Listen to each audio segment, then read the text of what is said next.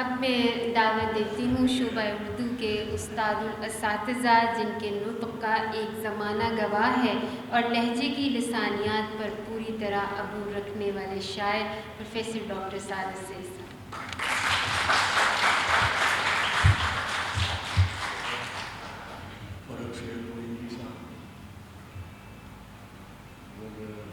Professor نسیم شاہد صاحب اور صدر شعبہ اردو میرے شاگرد سائمہ علم صاحبہ، پروفیسر اقبال شاہد صاحب اور دیگر معزز سامعین، غالب کے دو اشعار سے بات شروع کرتا ہوں اور یہ گلہ نہیں ہے فرق سے گوہندی سے۔ پہلا شعر گلے کی طرف جاتا ہے، قاصد کے آتے آتے خط ایک اور لکھ رکھوں، میں جانتا ہوں کیا وہ لکھیں گے جواب میں۔ تو انہوں نے کتاب مجھ تک کسی بھی صورت نہیں پہنچائی، یعنی پی ڈی ایف صورت میں مل جاتی چلیں وہ بھی ٹھیک تھا، لیکن مجھے لگتا ہے کہ انہیں یہ خیال ہوگا کہ انہوں نے مجھے وہ کتاب دے دی ہے، کیونکہ کتاب کافی دیر پہلے چھپی، تو کتاب پر تو بات کرنا ادبی خیانت ہے کہ میں نے پڑھی نہیں ہے، لیکن سہیل گوہندی صاحب سے، فرق سہیل گوہندی صاحب سے میرا جو تعلق ہے اس پر میں بات کروں، اور یہ تعلق کہاں سے شروع ہوتا ہے؟ یہ تعلق 1985 میں بامبے سے شروع ہوتا ہے، جب بامبے میں ہم نصیر الدین شاہ کے تھیٹر پر اکٹھے ہوئے، جی پرتھوی تھیٹر،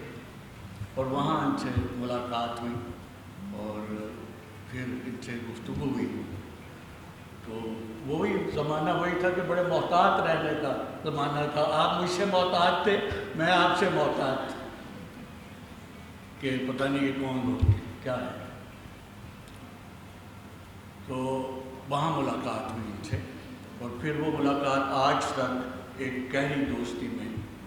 بدل گئی ہوئی ہے، اور اگرچہ ہم ملتے نہیں ہیں لیکن پھر بھی ایک دوسرے کے بارے میں بہت کچھ جانتے ہیں اور احساس رکھتے ہیں۔ پھر ان کے ساتھ جو رابطہ ہوا، بہت گہرا رابطہ، وہ ہوا انکرا میں، جب میں 1999 میں انکرا یونیورسٹی میں Urdu and Pakistan studies chair پر بطور اسکالر متعین ہوا تھا،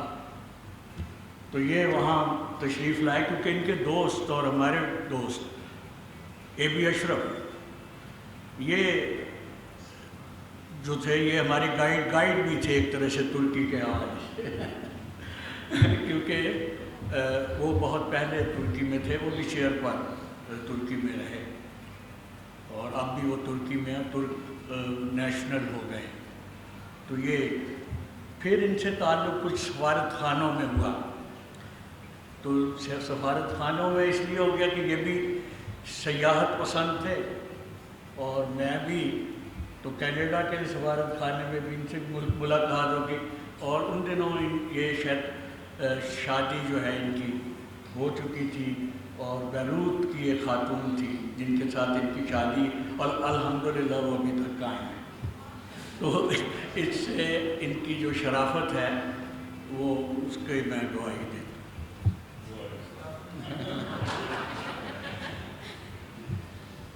تو تین ان کے جو رجحانات ہیں ان پر ہمیشہ مجھے فخر ہوا ہے، بہت زیادہ مجھے خیال رہا ہے کہ یہ اپنی یہ ڈگر چھوڑ نہیں رہے ہیں، مثلاً سیاست ہے، یہ ایک بنیادی ان کا ایک طریقہ کار ہے سوچنے کا، ان کی سوچ میں سیاست ہے۔ اس کے علاوہ ان کے پاس یادوں کا ایک بہت بڑا ذخیرہ ہے۔ یادوں کا ذخیرہ کس کے پاس نہیں ہوتا، لیکن اس میں سے چیزیں چن چن کر بیان کرنا اصل میں وہ فن ہے۔ ورنہ یہ کتاب جو ہے یہ کئی انسائکلوپیڈیاز پر مشتمل ہو سکتی تھی، جتنی ان کے پاس معلومات ہیں اور جتنے سفر انہوں نے کیے ہیں، لیکن انہوں نے انتخاب کیا اور ان اجزاء کو ہی پیش کیا، کیونکہ اس لحاظ سے مجھے معلوم ہے کہ میں نے ایک دو اقتباسات جو ہیں اس کے پڑھے بھی ہیں۔ اور تیسرا یہ ہے کہ ثقافت کے ساتھ ان کی بہت زیادہ محبت ہے، گہری محبت، اور وہ ثقافت جو ہے وہ صرف پاکستان کی نہیں ہے، یہ جہاں کہیں بھی گئے ہیں وہاں کی ثقافتی زندگی کو انہوں نے لوگوں کے سامنے لانے کی کوشش کی ہے اپنی کتابوں کے ذریعے سے۔ تو یہ بات ہے۔ اور پھر یہ دوسرا شعر جو غالب کا ہے جس پہ اب میں بات ختم کروں گا کیونکہ 7 منٹ شاید وہ ہونے والے ہیں، وہ یہ ہے کہ آنکھ کی تصویر سر نامے پہ کھینچی ہے کہ تا اس پہ کھل جائے کہ مجھ کو حسرت دیدار۔ آنکھ کی تصویر سر نامے پہ کھینچی ہے کہ تا اس پہ کھل جائے کہ مجھ کو حسرت دیدار ہے۔ تو یہ جو ایک حسرت دیدار ہے اس کے نتیجے میں یہ سفر نامے وجود میں آئے، یہ بار دیگر اس کا دیدار کر رہے ہیں اور اسی بےتابی سے کر رہے ہیں جس بےتابی سے کوئی عاشق اپنے معشوق کو اپنا پیغام بھیجتا ہے۔ تو میں سمجھتا ہوں کہ یہ جو سفر نامے ان کے پیار کی نشانیاں، پیار کا پہلا شہر جس کا ذکر تو ہوا ہے، اور وہاں پہ عورتوں کے ساتھ جو نسبتیں ہیں سفر نامہ نگار کی، اس کا بھی کافی تذکرہ ہے ان کی کتابوں میں، اور ان کے پیار کا پہلا شہر جو ناول ہے وہ بھی ہے، اور نکلے تیری تلاش میں جو ان کا سفر نامہ ہے۔ تو ہر جگہ انہیں کوئی نہ کوئی خاتون مل جاتی ہے، بہت فارغ ہیں وہاں پر خواتین، اور وہ مستنصر حسین تارڑ کی تلاش میں رہتی ہیں۔ لیکن میں یہ سمجھتا ہوں کہ حقیقت یہ ہے کہ ایسا کچھ بھی نہیں ہوتا ان ملکوں میں، وہاں پر جو کچھ ہوتا ہے وہ آپ کے اپنے مزاج کے مطابق ہوتا ہے۔ اگر آپ کا مزاج کچھ ایسا ہے کہ آپ نے عورتوں کی طرف جانا ہے تو وہاں کوئی کمی نہیں ہے، لیکن اگر آپ کا مزاج یہ ہے کہ آپ نے تہذیب کی عکاسی کرنی ہے، آپ نے تاریخ کی عکاسی کرنی ہے، آپ نے وہاں کی سیاست کی بات کرنی ہے، آپ نے وہاں کے نظام کی بات کرنی ہے، تو وہ ایک سلسلہ جو ہے وہ آپ کو ان کے یہاں نظر آئے گا۔ مجھے ان کے ساتھ پاکستان میں آ کر جو ان کی پہلی ملاقات ہوئی جب میں ترکی سے واپس آیا تو وہ ان کے گھر ہوئی، اور وہاں پہ ایک قیدی جس کا بڑا ذکر کیا جاتا ہے نمبر لگا کے، تو وہ انوائٹڈ تھے اور انہوں نے کہا کہ ان سے بات کرنی ہے۔ یہ بات ہے 2005 کی، شاید 2005-6 کی بات، اس وقت کچھ بھی ان کے ہاتھ میں نہیں تھا۔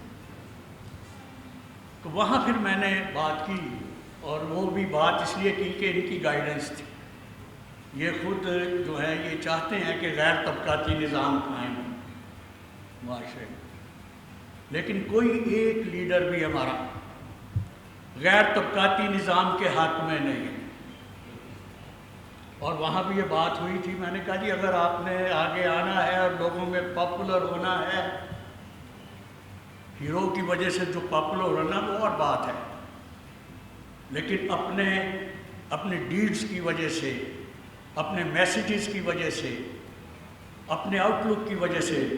پاپولر ہونا اور بات ہے۔ اور وہ وہی لیڈر پاپولر ہوا ہے۔ ایک تو ذوالفقار علی بھٹو کی جو یہ باتیں کرتے ہیں، تو انہوں نے بھی عوام کو عوام کا مرتبہ سمجھایا کہ عوام کا اصل مرتبہ کیا ہوتا ہے، اور اس کے بعد آج تک ہم کوشش